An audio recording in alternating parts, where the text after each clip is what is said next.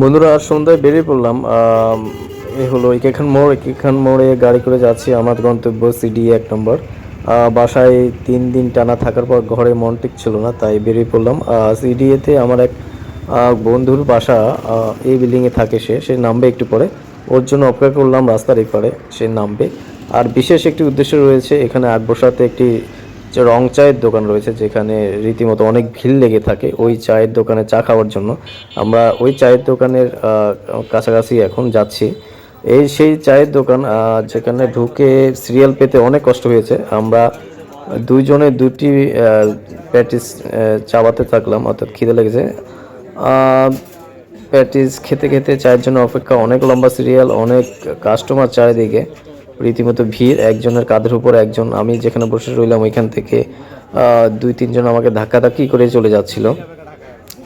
এই দোকানে বিস্কিট, তুলসী পাতার চা 20 টাকা, আমরা কমলার চা, মাল্টা চা, বিভিন্ন রকমের চা পাওয়া যায়, অনেক সুস্বাদু। টেস্ট করে দিলাম, খারাপ না, অনেক ভালোই।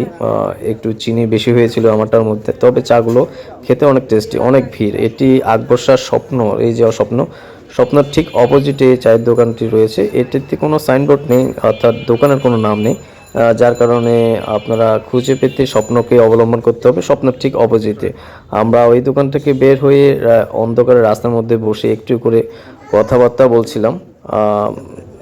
গতকালকের নির্বাচন চলে গেছিল, নির্বাচন সম্পর্কে। ওইখান থেকে আমাদের আরেকজন বন্ধুর সাথে দেখা, ওকে নিয়ে আমরা চলে এলাম আরেকটি দোকানে। এই দোকানে বসে একটু নতুন অভিজ্ঞতা, সবাই বলতেছে একটি বিস্কিট খাওয়ার জন্য। শুনতেও হাস্যকর শোনালেও আচ্ছা, এই দোকানে নাকি দুধ চায়ের সাথে আনারকলি বিস্কিট পাওয়া যায়। আর শুনতে একটু হাস্যকর হলেও আনারকলি বিস্কিট খাওয়ার জন্য মূলত আসা।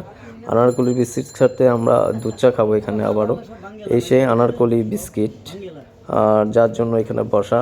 দেখতে অনেক ফর্সা, হলুদ মটে, দেখতে অনেক সুন্দর, খেতে খারাপ না, অনেক সুস্বাদুই।